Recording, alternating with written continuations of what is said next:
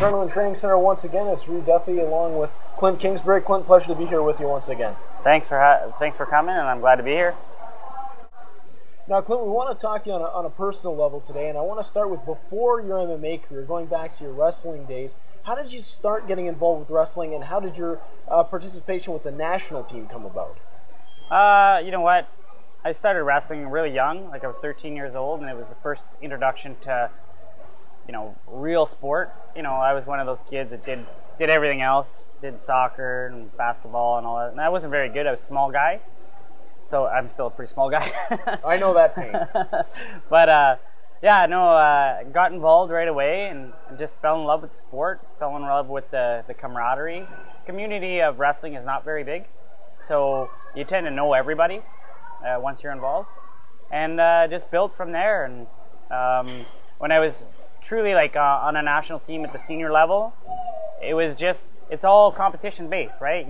The best you are is as far as you can get. So when you win nationals, and you can hold your spot, you're on the national team. And in some cases, you don't have to win the nationals, but you're a medalist, you get carded, you get to do the international trips, so you're on the national team, right? Yeah. So I was part of a very, very strong program in St. Catharines at Brock University, and prior to that, I was in Montreal Wrestling Club, and I just had good coaching, good quality partners, and like I said, you follow our sport, and everybody knows each other, and everybody gets benefits. So. Now, Clint, what a lot of people might not know about wrestling is the fact that despite its popularity in Canada and a lot of areas, wrestlers, the living isn't all that great. So how did you balance being a wrestler at such a high level with having to put food on the table? It's a very good question, and a lot of people don't understand, sport in Canada in general. Unless you're playing hockey, you're probably not making a lot of money doing sport. So for myself, I was at one time I was going to school, I was in university, I was holding a part-time job, and I was training and competing at the same time. I was a carded athlete, so I did get paid by the government, but it's next to nothing compared to what some athletes make. So that was tough. And then when I finally finished school, I was still on the national team, still competing. So now I was working full time. I was working an 8-hour-a-day job and training twice a day. So I had no life for at least 4.5 years. I had absolutely no life. So I look back at it, and I wouldn't change a thing, because I got to experience some pretty awesome things about it. But, if there's somebody up there watching down and saying, those guys should get more money, it would have made life a lot easier.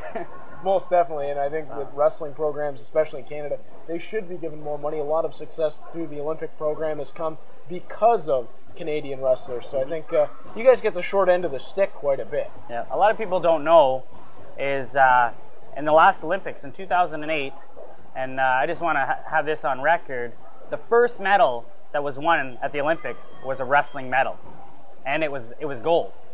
Right? We knew before any of the Canadians were had gotten a medal, we knew we had a medal as soon as Carol Wynn got into the final. It was either first or second. She ended up getting first, which was even better for us, but a lot of people don't know that. It's a pretty big deal for wrestling and sport in general.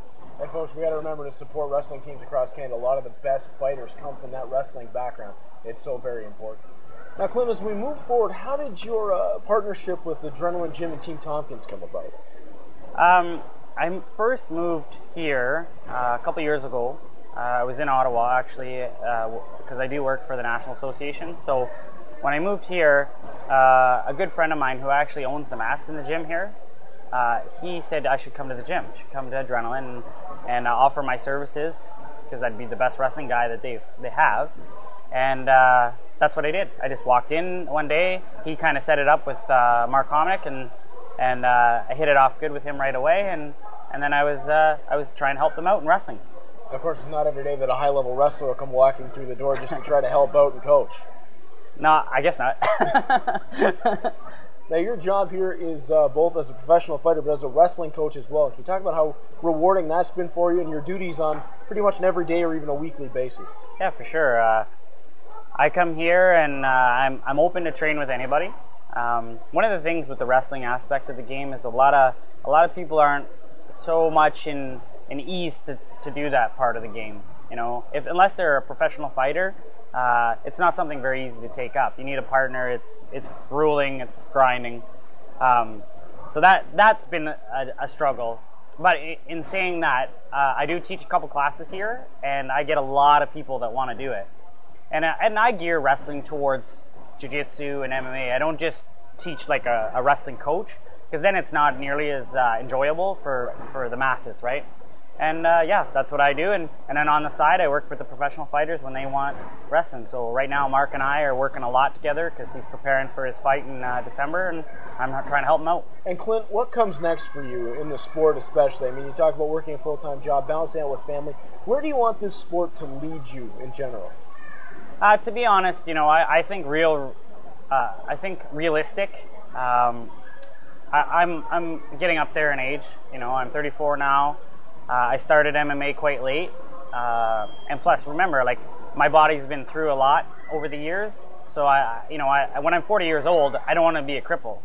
You know, I have a lot of things that I have to deal with my body, and so therefore, I'm very realistic with how far I will get in the sport. You know, I do it because I love it. I do it because of the camaraderie. I do it because I'm part of a gym that we're like a family, and we all support each other.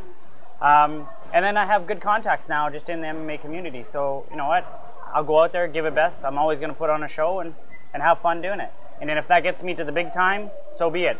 If it doesn't, I'm not going to sweat it, right? If I can keep coaching, and maybe that's my calling, you know, that I become a full-time professional trainer or something like that, then that's a route that I definitely would be willing to go.